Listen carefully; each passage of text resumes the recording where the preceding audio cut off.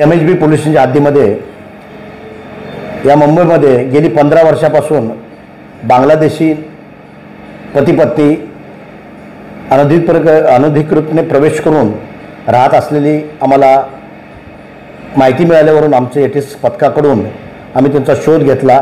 गणपत पाटील नगर या ठिकाणी नवरा बायको अबू तालिक आवेश अली सरदार वय 50 वर्ष व त्याची पत्नी जुली 45 वर्षाची, हे लोक राहणारे मूळ गाव घरचाला, पोस्ट आहे कोलारवा, ढाका, बांगलादेश।